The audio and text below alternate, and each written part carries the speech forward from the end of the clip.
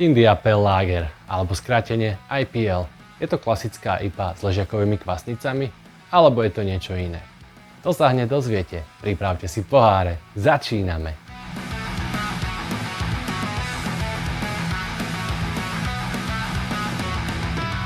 Štýlovo je IPL naozaj len klasická IPA s ležiakovými kvasnicami. Čiže zoberiem recept na American IPA, vmením vrchné kvasnice za spodné a hotovo.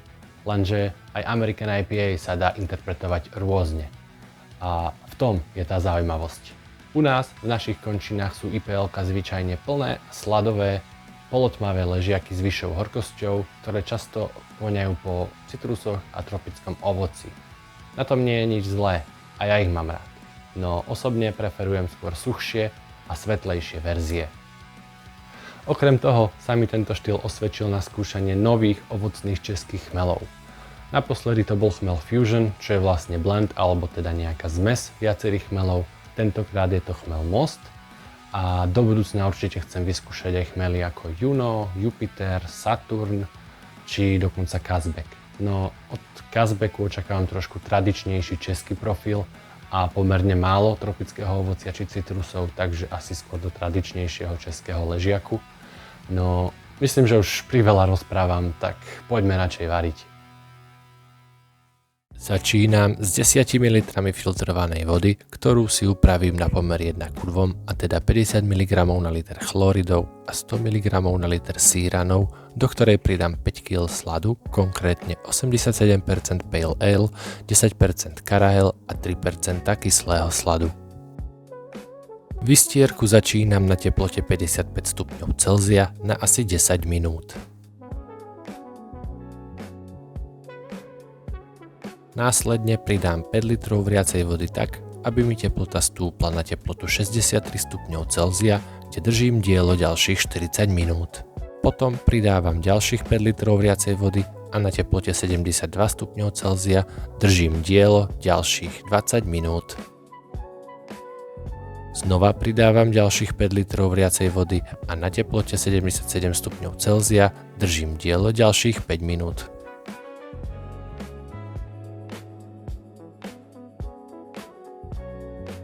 Následne slad vyberám a prelievam horúcou vodou tak, aby som získal 25 litrov sladiny, s ktorou prechádzam do chmeľovaru.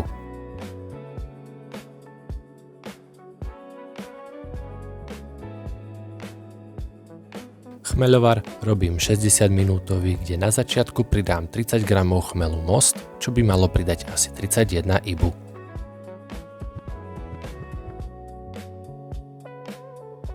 Desať minút do konca chmeľovaru pridám chladič a 30 g chmelu Most, čo by malo pridať ďalších 14 ibu. Po vypnutí chmeľovaru nechám hladinu klesnúť k 80 stupňom Celzia a pridávam 60 g chmelu Most do hopstandu na asi 20 minút, čo by malo pridať ďalších 8 ibu, čo je vo výsledku asi 53 ibu. Po hopstande mladinu schladím na 20 stupňov Celzia a stočím do fermentačnej nádoby. OG mladiny bolo na hodnote 1,057 a pH mladiny 5,31.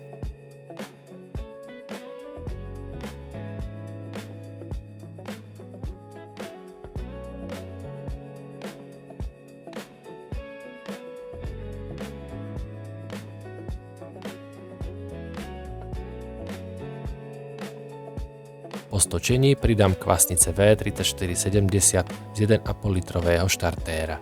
Pivo som nechal kvasiť 7 dní pri teplote 15 stupňov Celzia a 4 dní pri 20 stupňoch Celzia. Následne som pivo schladil na 5 stupňov Celzia a pridal 80 g chmelu Most na dry hop po dobu 5 dní. Následne som pivo stočil do kegu. FG skončilo na hodnote 1,014 a teda pivo obsahuje asi 5,6% alkoholu. pH skončilo na hodnote 4,5.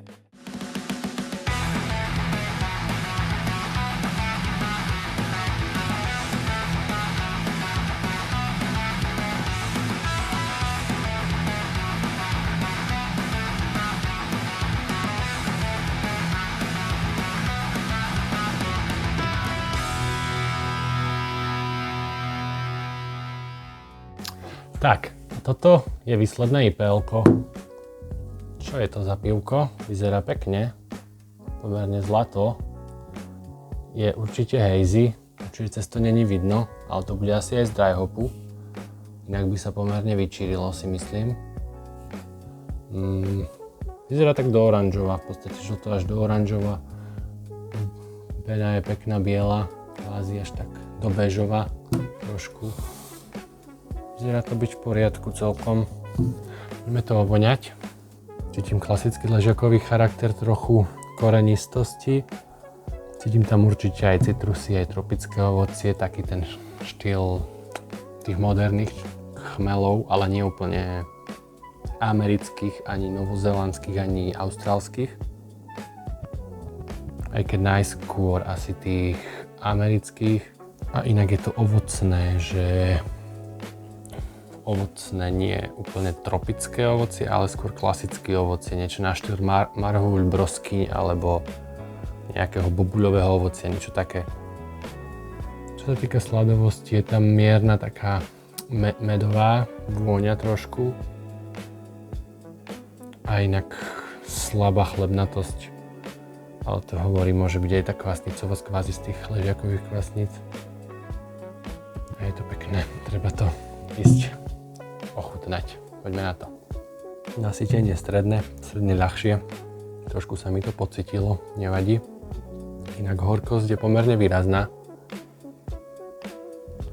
Ale tiež kvázi stredne vyššia určite. Pomerne plné, ľahké zároveň s výraznejšou horkosťou. To, čo v podstate človek od IPL-ka čaká. Prevláda tam trochu toho karamelového sladu, karahelu, čiže je tam cítiť jemný taký med alebo taká jemná karamelovosť, na sladlosť poviem.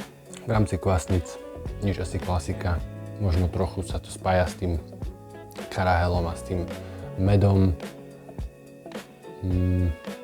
Pomerne príjemné. Čo sa týka chuti chmelu, asi najskôr, ak do nejakých citrusov, tak možno ten grep, keďže je to tam aj s tou horkosťou. Takže nejaký grep. Jemné citrusy v rámci pomaranča, možno, neviem, korenistosť, tam cítim takú klasickú českú. A zemitoze, teda chmelový charakter, klasický český. Prekvapuje ma to, čakal som od chmelu Most úplne niečo iné, keďže som myslel, že je to kvázi klasický ovocný, alebo teda klasický moderný ovocný chmel, že bude skôr na štýl American IPA a teda akože amerických chmelov a teda. Nehovorím, že je zlý, chutí to fajn, chutí to čisto, chutí to dobré, ale je to znova podobné tomu, čo som už pred rokom alebo kedy varil. A to bol presne Fusion IPL-ko, že IPL-ko s chmelom, alebo teda s tým blendom Fusion. A rovnako som bol v podstate nenadchnutý z toho, že to není v podstate až tak ovocné, ako by som očakával. Že tie české moderné ovocné chmele nie sú tak výrazne ovocné a citrusové, ako sú napríklad tie austrálske, či už Galaxy, alebo potom tie americké Citra Mosaic, alebo tak. Nevadí, no.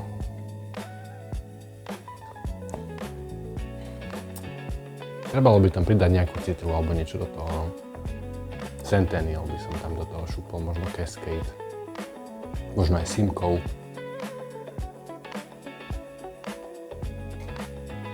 Samo o sebe je toto také pomerne málo ovocné to nazvem, no. Čo vám poviem. Dobre, v rámci tohto bytu malo byť tropické ovocie, grep, ananás, jahody. Neviem, hovorím z toho všetkého som zhodnotil tak trošku možno tropického ovocia, grepu. Do ananásu by som to nevidel, možno s pšenicou alebo s niečím iným by to trochu inak vystrelilo. Jahody, možno zase v tmavom pive alebo v niečom inom.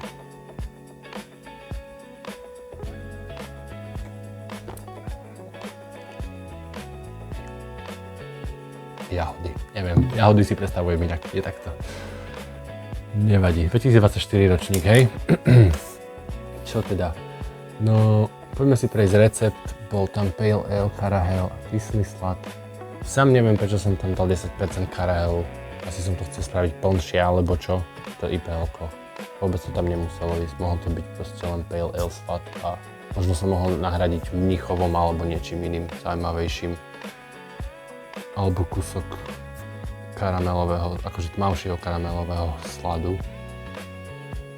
Neviem, mám pocit, že som išiel kvázi kopírovať ten experimentálny ležiak, alebo ten recept toho.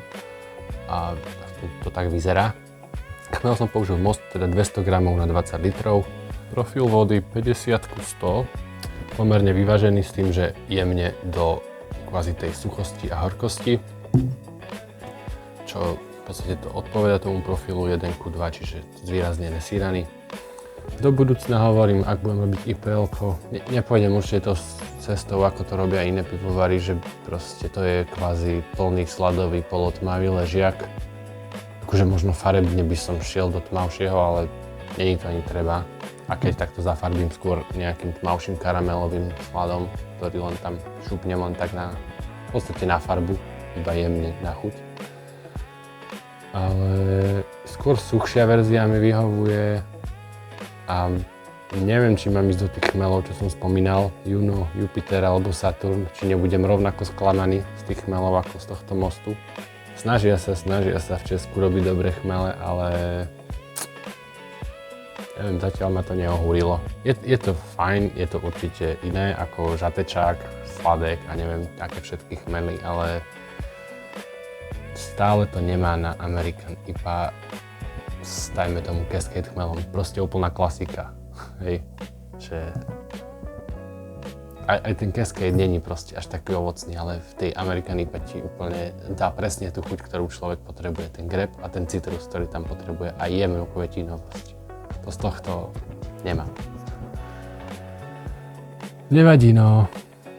Nie je to na kanál, je to už skoro vypité, lebo to točím asi po 2 mesiacoch, čo to zrie, takže zreje, pardon.